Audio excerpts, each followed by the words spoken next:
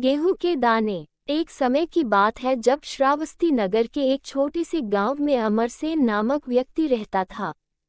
अमरसेन बड़ा होशियार था। उसके 4 पुत्र थे जिनके विवाह हो चुके थे और सब अपना जीवन जैसे तैसे निर्वाह कर रहे थे, परंतु समय के साथ साथ अब अमरसेन वृद्ध हो चला था।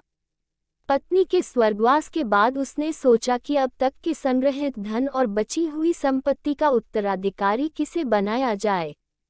ये निर्णय लेने के लिए उसने चारों बेटों को उनकी पत्नियों के साथ बुलाया और एक एक करके गेहूं के 5 दाने दिए और कहा कि मैं तीरथ पर जा रहा हूं और 4 साल बाद लौटूंगा, और जो भी इन दानों की सही हिफाजत करके मुझे लौटाएगा, तिजोरी की चाबियां और मेरी सारी संपत्ति उसे ही मिलेगी। इतना कहकर अमरसेन वहां से चला गया।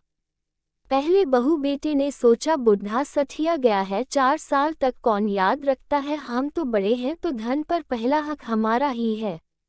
ऐसा सोचकर उन्होंने गेहूं के दाने फेंक दिए।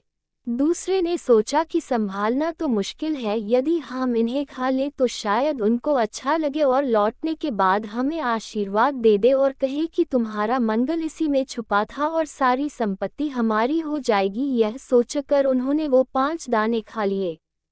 तीसरे ने सोचा, हम रोज पूजा पाठ तो करते ही हैं और अपने मंदिर में जैसे ठाकुर जी को संभालते हैं वैसे ही गेहूं भी संभाल लेंगे और उनके आने के बाद लौटा देंगे। चौथे बहू बेटे ने समझदारी से सोचा और 5 दानों को एक एक कर जमीन में बो दिया और देखते देखते वे पौधे बड़े हो गए और कुछ गेहूं उगाए। फिर उन्होंने उन्हें भी बो दिया। इस तरह हर वर्ष गेहूं की बढ़ोतरी होती गई। 5 दाने 5 बोरी, 25 बोरी और 50 बोरियों में बदल गए। 4 साल बाद जब अमरसेन वापस आया तो सबकी कहानी सुनी और जब वो चौथे बहू बेटों के पास दिया तो बेटा बोला, पिताजी, आपने जो 5 दाने दिए थे अब वे गेहूं की 50 बोरियों में बदल चुके हैं।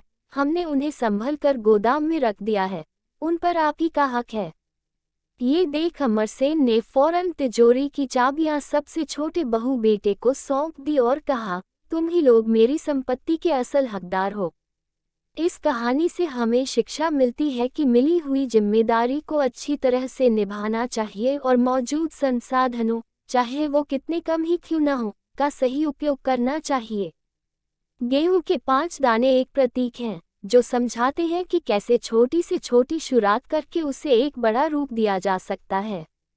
तो दोस्तों, ये कहानी आपको पसंद आई हो तो लाइक करें और कमेंट करके अवश्य बताएं और अपने दोस्तों के साथ शेयर करें और चैनल पर पहली बार आए हो तो सब्सक्राइब करना मत भूलें। धन्यवाद।